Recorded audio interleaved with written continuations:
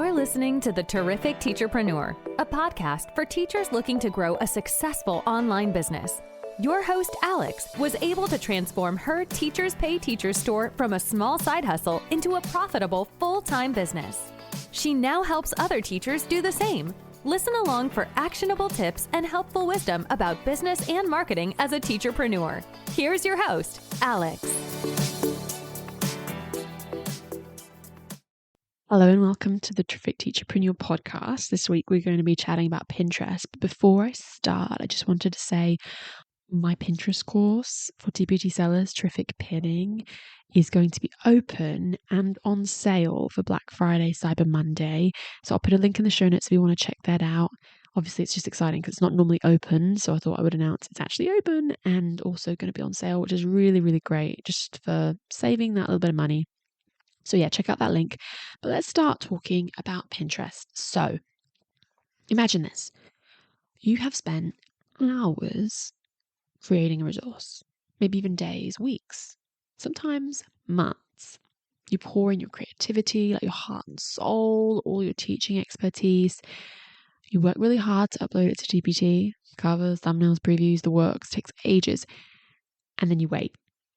You keep kind of looking at your dashboard, checking your sales each day, and nada, like nothing, crickets. You are not selling this resource. Or it's like a trickle of like here and there. And you just start to ask yourself, what am I doing wrong? You know, you play around with thumbnails, you keep trying different keywords. You're like, is this resource not good enough? You're really worried and you start to really kind of doubt yourself. But the truth is, TPT search is crowded.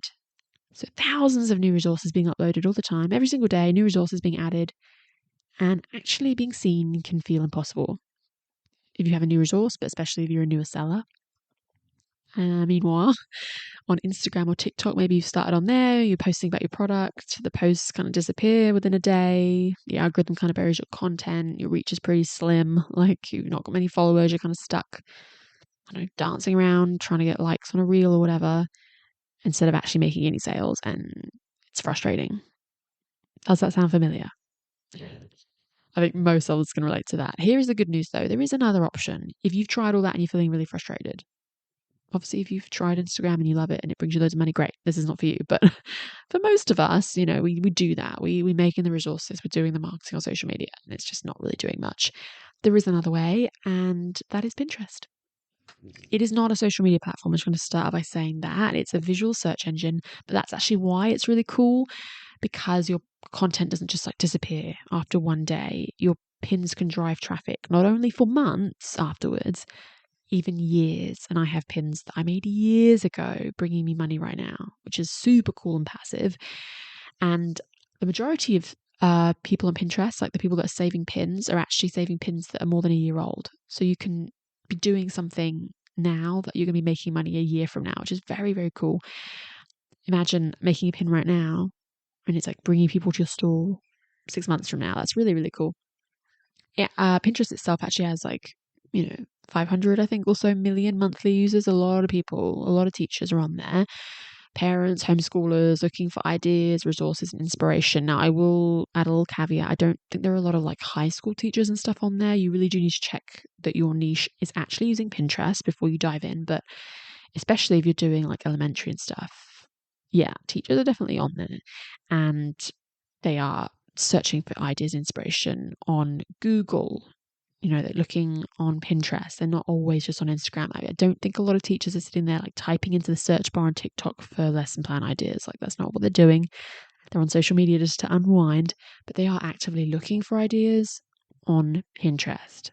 They're not just scrolling for fun. They're using it as a planning thing. They come with an intent. They're looking for a solution, a lesson plan, an idea for their classroom. And about half of the users on Pinterest usually discover a new product or brand on there. So about half the people logging in every week are finding something new that they can actually buy, which is really, really cool. And if you're comparing that to TPT search, the thing that you might be relying on, you are at the mercy of a very competitive algorithm where if your product isn't on page 1 or 2, the teachers or buyers are never going to see it, let's be real. And so you can have the best resource in the world, but if you're buried under like 1,000 other similar ones, you are completely invisible. And Pinterest gives you a little bit of hope of changing that. It's not guaranteed that every pin you ever make is going to do well. I will be upfront about that. I make pins that are duds, 100%. But then for the ones that do well, oh my goodness, it's worth it. So instead of hoping that my buyers are going to stumble across my resource when it's not ranking well, I can put it directly in front of them. I can try my best to get it in front of them when they're searching for ideas. And when they do click on that pin, they are more primed to buy because they were already searching for it. So this is very different to social media where they're sort of scrolling on their feed and you share your edition centers, but they're not teaching edition right now. Don't care, scroll on.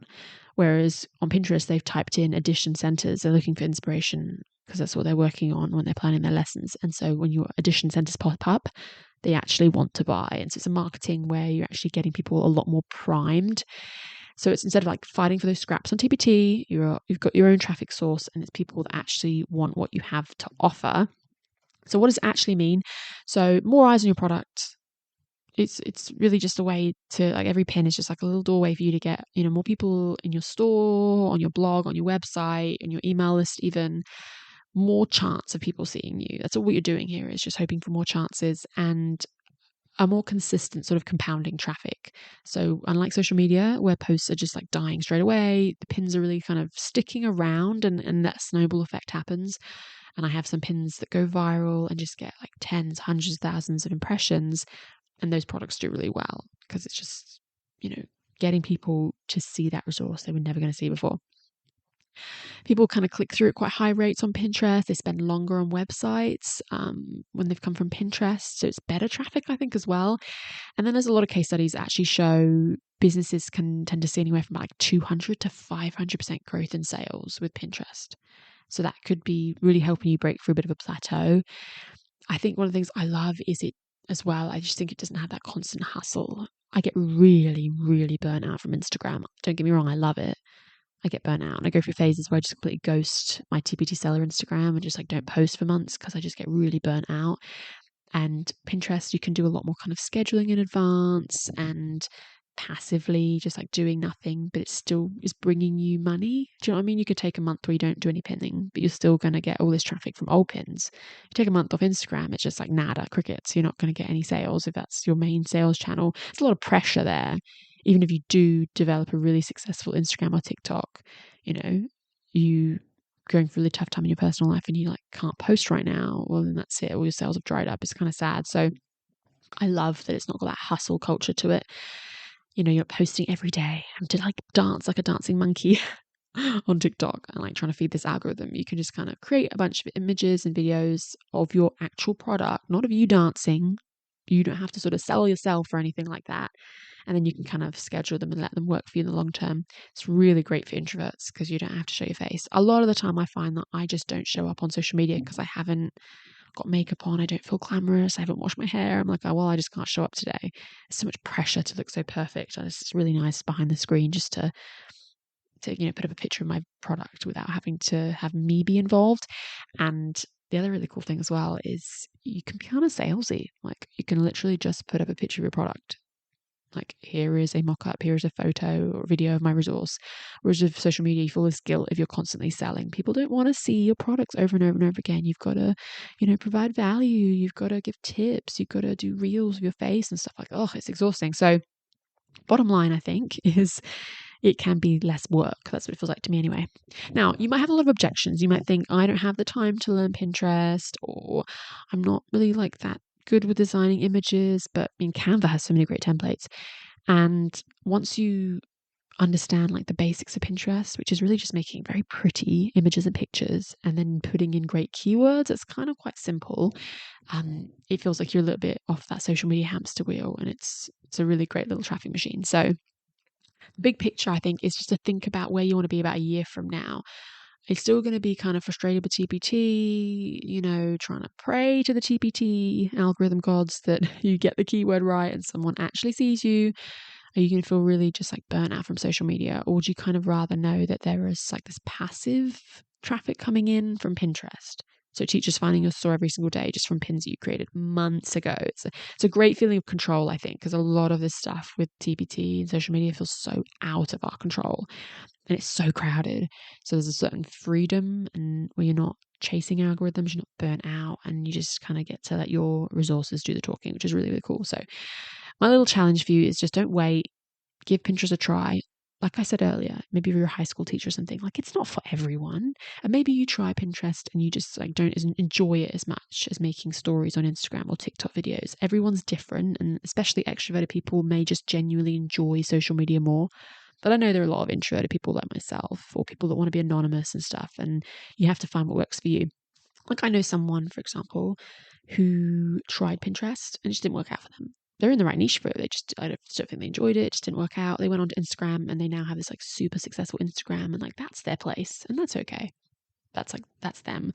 They had the magic like superpower, like star power, where and not everyone has this, where like they could just become like an influencer and like a successful social media person. And I'm sorry, but like 99% of us just don't have that. And if that's you and you can find success on social media, great, do it. Pinterest maybe isn't for you, but it's worth trying all these things. You try social media, you try Pinterest, and you see what feels best to you. That's my best advice. I'm always going to tell you the thing that worked for me. Pinterest works for me. Maybe it won't work for you. Maybe Instagram will work for you, but you don't know until you try. And if Instagram isn't working for you, like the majority of TPT sellers, or TikTok or Facebook pages, whatever, then it doesn't hurt to try something different, because doing the same thing over and over again and expecting different results, like you're just going to end up really depressed. So sometimes you have to cut your losses, try something different. I love rereading this book called Atomic Habits by James Clear, and just one of those chapters I read, he talked about, this is in life too, but in business, how you kind of go through these explore phases, and that's where you're like trialing different ideas, and then when you find what works, you double down on that thing and you exploit it. So, you try making lots of different products on TPT, see what sells best, then you make more of that thing. You try different types of videos on TikTok, you see which ones perform well, then you double down on that. And then when it comes to marketing, you can try different platforms, make a Facebook page, a TikTok, you can start blogging or email or Pinterest, whatever. And then you look at the data and you look at what you enjoy and you look at what's working after that explore phase, and then you double down. So if you're in that explore phase at the moment, maybe you want to explore Pinterest. I will say is one little thing to remember is that it's a long-term thing. So no, you're not going to see instant results in your first couple of weeks or whatever. You will kind of get like next to no traffic at first, but over time it's really, really powerful. So it's a waiting game and it's a long game. If you're going to go into it thinking I'm going to get some like dopamine hit like on social media and I'm going to get views straight away, you're going to be in for a bit of a disappointment. It's a long game, but if you can try to have that delayed gratification sort of mindset and remember that it's going to bring you traffic a year from now, it's really, really worthwhile. So my challenge for you, don't wait. If your sales are really, really struggling, maybe just have a start looking at Pinterest now. You set up a business account, experiment, create a couple of pins. You can do it all for free and you can just trial it out, no cost or anything like that. But obviously there's a lot to learn and there's a lot of mistakes to be made. So if you're feeling like you just want to know from day one exactly what to do, like I said, link in the show notes, check out Terrific Pinning, see if it looks like it might suit you. It will be open and on sale for Black Friday and Cyber Monday. So now's a really great time to jump in if you want someone to kind of hold your hand and walk you through what exactly to do and how it actually works, because it's not the easiest platform ever to just figure out on your own. But yeah, it's there if you need it, because I really do think it's a powerful thing. Whether or not you do the course, whether or not you do that, I don't care. If you want to just give Pinterest a try to see if it works for you, see if you kind of enjoy it, I think that's really worthwhile. I'm hoping this has kind of fired you up to take some action. And I hope that you have a terrific day. Thank you for listening to this episode of The Terrific Teacherpreneur. If you're enjoying the show, please feel free to rate, subscribe, and review on your preferred podcast listening platform. We really appreciate that effort. Come back for more actionable tips and helpful wisdom in the next episode with your host, Alex. Until then.